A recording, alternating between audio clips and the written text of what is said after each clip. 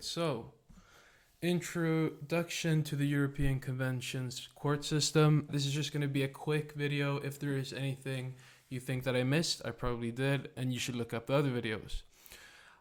I just want to begin with explaining what the convention is, what the point of the court is, what part the court sort of holds within what system that is, and then also explaining just the nature of the court as an international court, comparatively to then primarily the EU court. Well, to begin with, it was a consequence of several European actors within several nations gathering to create a sort of convention which doesn't exactly watch over, like, let's say, the usual court in a nation would, but it's more of a court which looks over the ideas which several nations have together agreed upon through a treaty. And through this treaty then, a constitution has been made, a sort of constitution. And these are concepts that have been discussed together with several nations, and it's the role of the court then to sort of uphold these situations. Now, how that exactly works, you'll have to watch through the next videos to understand. Starting off with the European Convention is not that easy, mostly because it's quite confusing, at least from a Swedish judicial perspective. The most hard part for me was understanding what conformity meant, which is the most important part of the European Convention. It needs to be able to conform to several needs and several ideas at the same time. Now, the way you could look at this is, I'm going to go through this in another video with what conformity exactly is. But imagine the game of football and the concept of football being several things at once through conformities. The way I mean by that is, for instance, that in professional football, you have offside, you have yellow and red cards, you have extra time, you have several things that are, you could call the official rules of professional football play. Now, you could also argue that this is the most accurate version of football. This is what football is, meaning football is what it is within professional standards. Then you could take that as the standard way of looking at it, and then you can make a version which conforms to the standard, but is not exactly the standard. By that I mean removing offside, not having a field with 11 players per team, maybe changing the rules for the goalkeeper, letting them save the goal with their... These are sort of ways of understanding things and conforming to them, which is not exactly at the center of what it is, but it's close enough where you could still say that it's the same thing that it was before you conformed it into something new. That is at least how I've understood how conformity works. If anyone else has a better idea, please let me know. Going on, now I just want to go through real quick what the European Convention has for sections. It has primarily 3 sections which actually respond upon people's applications. But you should know, for the most part, these applications do not work if you haven't first gone through your own nation's court. And it's still technically possible to get through without the direct need of your own nation's court. Such cases could be when Article 6, which is the right to a trial, hasn't been met. Then if you're not getting a trial, but you're trying to say that you have the right to a trial, then maybe you would have to go directly through them. But usually you go through your own nation's court, and then you can give out an application, which usually also is the biggest part of filling out, sort of, or for a judge to sort of understand what the application actually wants. They need to first be able to understand how the nation has applied that specific situation. Meaning it's not enough to just have a situation which implies issues within rights. You also need to have an example of when the court actually applied this, and given that you can take whatever that respective nation did, or whatever that nation did within that situation, and then apply the convention's own, laws and principles and so on, depending on what the situation needs. Either it's going to be invalid, or it's going to go on to have a decision made, or go on to the next step of, or next hierarchy of courts. So, individual applications, there are a whole lot of them in the beginning.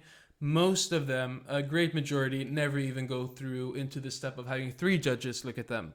usually because most of the problems already have been solved through other case laws. And then you have 3 judges, the committee. This is the first official group of judges which would look at your case and possibly be able to make a decision upon it. So if you've reached 3 judges looking at your case, congratulations, you might just be on your way to going to the Grand Chamber.